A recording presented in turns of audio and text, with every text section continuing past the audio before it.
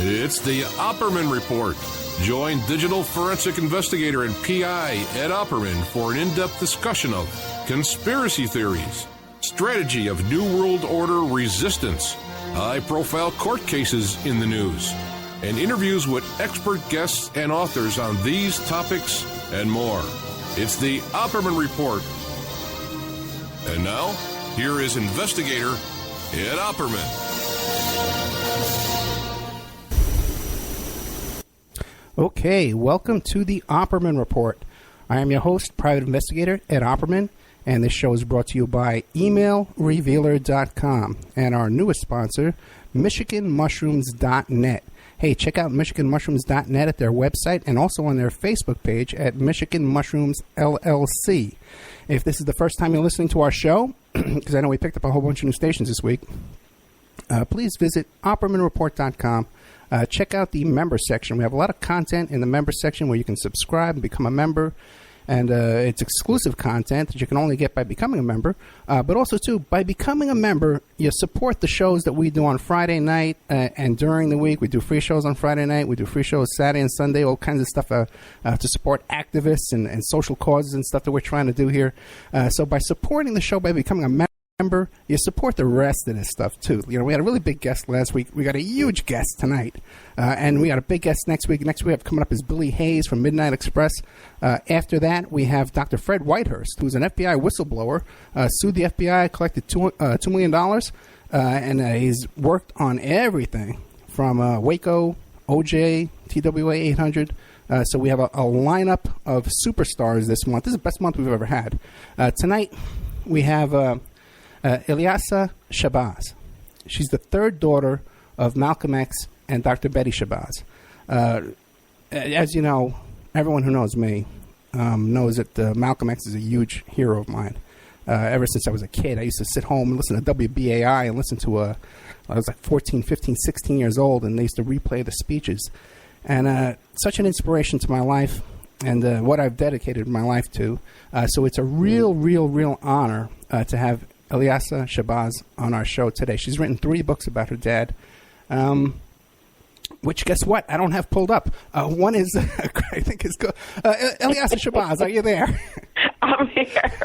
You are too much, Ed. Thank you for having me. It's really an honor. My 3 books? Yes. One of them, the first one is Growing Up X. The second one is, you want me to go down the line, or you want me to just, let you... I don't have it pulled up, so please do it for me. Okay. So my first book is Growing Up X. It's a coming-of-age memoir about one of 6 daughters of Malcolm X and Dr. Betty Shabazz. And then my second book is a children's illustration book, and it's Malcolm Little, the boy who would grow up to become Malcolm X, and that's one of my favorites. And my third book is X, a Novel, which is a young adult book, and it's the adolescent journey of my father. Now, there's links to all 3 books on the Opperman Report Blogspot blog and also in the bookstore on oppermanreport.com. Now, if you go to the blog as well, there's a photo of ILYASAH Shabazz, and you would not believe it, because I don't want to give anything away, but we're about the same age. I look like your grandfather, okay? And this is a woman who glows. She's radiant, and I've been listening to your speeches all day long, and I saw recent videos from just last week, a couple of weeks ago, so I know this is a recent picture. This is no trick, okay? You know, it's so funny because where was I? I was just at a university, and the entire time during my speech was this humongous picture behind me. It was a screen. And, I couldn't help but whisper to a friend of mine, it's such a good thing I use a recent photo, because if I use, an older photo and, you stand there in front of the photo, it wouldn't be, You know what? That's so true. I was just at a demonstration this week. I think it was Monday night for $15 an hour, the minimum wage. And the local paper took a picture of me, and my God, you look at this. I look like such a grumpy old man, you know. I'm sure you don't look like a grumpy old man. I can take a good picture, but this was a candid shot of me. Right. It wasn't my best. So give it first before we get into all the stuff, okay? Because I've heard so much. I've listened to all your shows today, all your interviews, just about everything I could find on you, and I'm just so impressed, you know. But what about you? What are you doing today? Are you married? Do you have kids and stuff? Well, let's see. Yesterday, I teach at John Jay College of Criminal Justice in New York City. Oh, very cool. Yeah, and so yesterday, I've got these, I do it twice a week, and then I travel mostly every other day. And, I was very fortunate that my agent came in town. We had a guest teacher, Al Sharpton, because I'm teaching criminal justice, law and institutional treatment, and the administration of correction programs for juveniles. So it was so appropriate. I want to make sure that young people understand the importance of the civil rights movement amongst many other things. And go ahead. Do I hear you trying to say something? No, I'm listening. Oh, okay. And so yesterday it was filled with teaching, and it was, exciting time for my students. And then from there we went to Scarsdale Middle School to speak to the middle school students there. And it was an exhausting day. I hadn't seen my agent in, a little bit of time. So then we, reviewed a couple of things, and I absolutely passed out. Mm-hmm. I absolutely passed out to wake up to today and sort of continue, all of these things that I have, just a bunch of things, and here I am with you. I hear you. It never ends,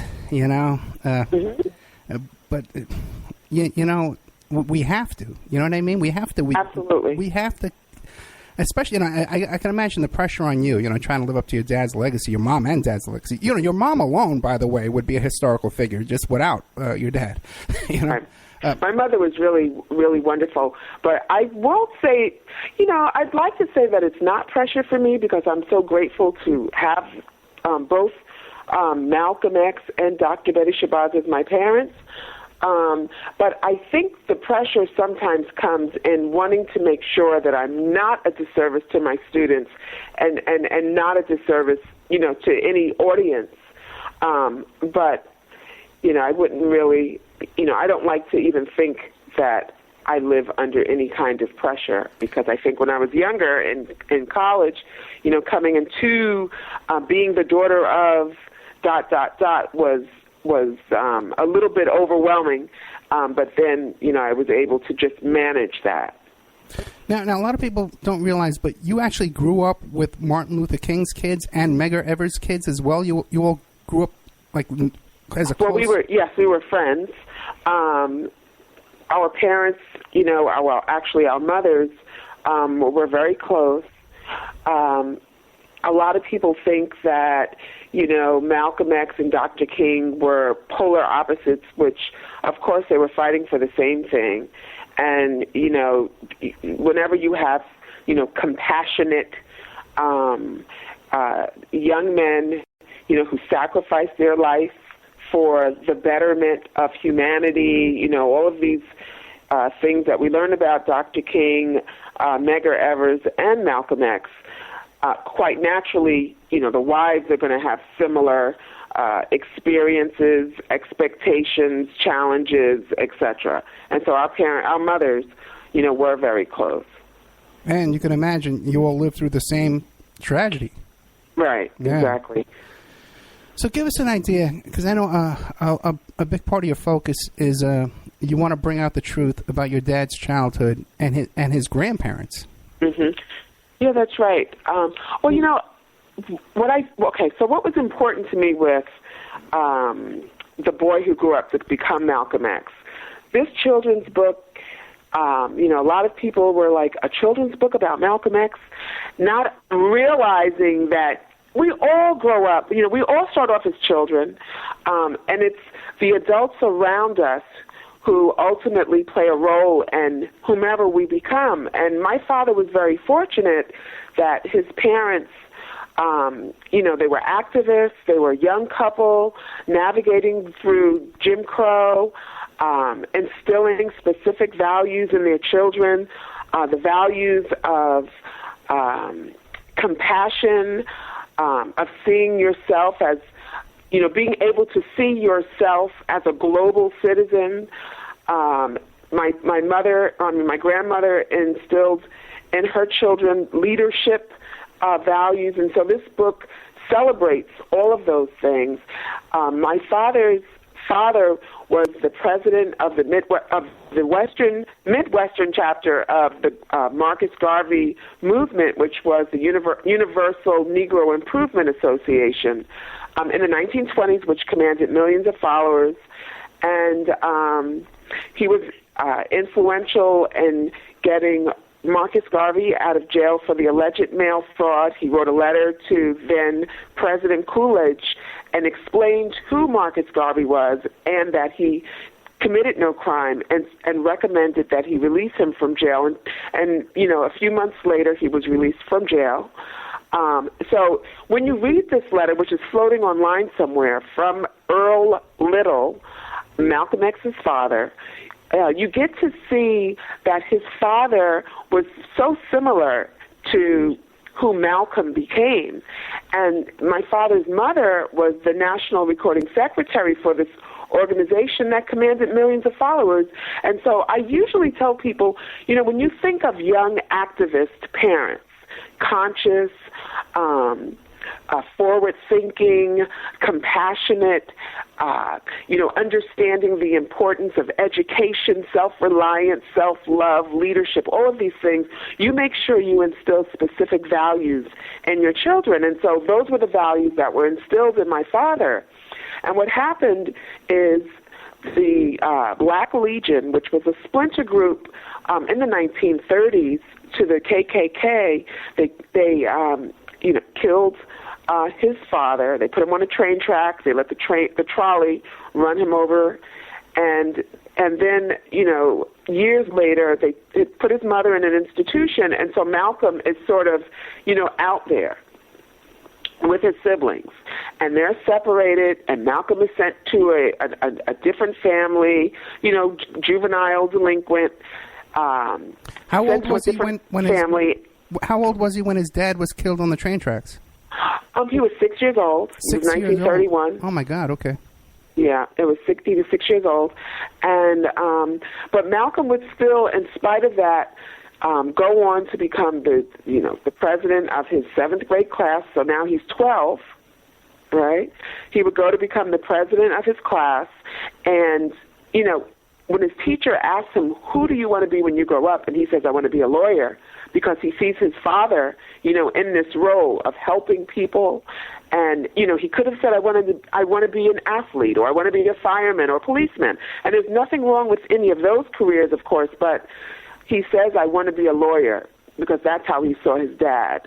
And when his teacher says that you can't be a lawyer, you have to be realistic for a Negro, that was pretty painful. And, often when you're young and in pain, and, you don't say, oh, I'm in pain, let me go get a quality education. Oh, I'm in pain, let me go surround myself by love and peace. Sometimes you go into a self-destructive mode, and that's what happened. A year or so later, my father goes and he lives with his sister, 14 years old. And that's where my next book comes in. But I'll let you ask me some questions. Well, yeah, give us an idea. What year was it when this teacher told him that he couldn't become a lawyer? I believe 13, because he dropped out of school shortly after. Yeah, but what year would that have been? Not his age. Oh, that would have been 1932. Oh, 1932, okay. And was it a black teacher or a white teacher? I'm sorry, 1925, 13. That would be like 1938. Okay, 1938. And was it a black teacher or a white teacher? Oh, come on. What do you think? I don't know. I guess a black teacher. Well, in the Midwest, he was the only he was the only African-American in his class, right? Right. So most of the teachers, at that time would be white, because most of the schools were segregated. So even back in the 30s, he was in an integrated school. back in the 30s, he was the only African American in his school. Okay. Yeah. So now they lived in the Midwest. His father, purchased land that was reserved for whites only. They were chased out from Milwaukee, Wisconsin. They were chased out of Omaha, Nebraska. And ultimately,